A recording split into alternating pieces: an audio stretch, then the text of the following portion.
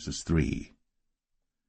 Now the serpent was more subtle than any beast of the field which the Lord God had made. And he said unto the woman, Yea, hath God said, Ye shall not eat of every tree of the garden? And the woman said unto the serpent, We may eat of the fruit of the trees of the garden. But of the fruit of the tree which is in the midst of the garden, God hath said, Ye shall not eat of it, neither shall ye touch it, lest ye die. And the serpent said unto the woman, Ye shall not surely die. For God doth know that in the day ye eat thereof, then your eyes shall be opened, and ye shall be as gods, knowing good and evil.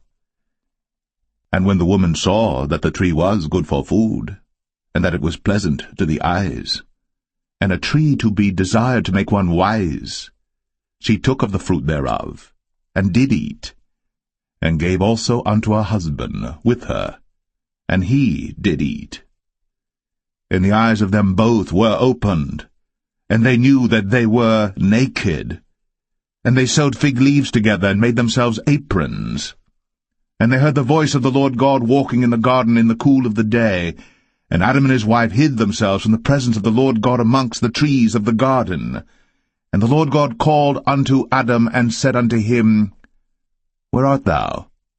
And he said, I heard thy voice in the garden, and I was afraid, because I was naked, and I hid myself. He said, Who told thee that thou wast naked?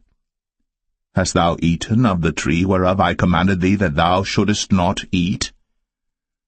And the man said, The woman, whom thou gavest to be with me, she gave me of the tree, and I did eat. And the Lord God said unto the woman, What is this that thou hast done? And the woman said, The serpent beguiled me, and I did eat. And the Lord God said unto the serpent, Because thou hast done this, thou art cursed above all cattle, and above every beast of the field. Upon thy belly shalt thou go, and dust shalt thou eat all the days of thy life. And I will put enmity between thee and the woman, and between thy seed and her seed. It shall bruise thy head, and thou shalt bruise his heel. Unto the woman he said, I will greatly multiply thy sorrow, and thy conception.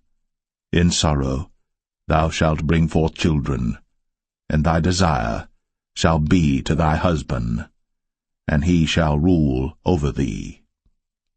And unto Adam he said, Because thou hast hearkened unto the voice of thy wife, and hast eaten of the tree of which I commanded thee, saying, Thou shalt not eat of it, cursed is the ground for thy sake. In sorrow shalt thou eat of it all the days of thy life. Thorns also, and thistles shall it bring forth to thee, and thou shalt eat the herb of the field. In the sweat of thy face shalt thou eat bread, till thou return unto the ground. For out of it wast thou taken, for dust thou art, and unto dust shalt thou return. And Adam called his wife's name Eve, because she was the mother of all living. Unto Adam also and to his wife did the Lord God make coats of skins, and clothed them. And the Lord God said, Behold, the man is become as one of us, to know good and evil. And now, lest he put forth his hand, and take also of the tree of life, and eat, and live forever. Therefore the Lord God sent him forth from the Garden of Eden, to till the ground from whence he was taken. So he drove out the man, and he placed at the east of the Garden of Eden cherubims, and a flaming sword which turned every way, to keep the way of the tree of life.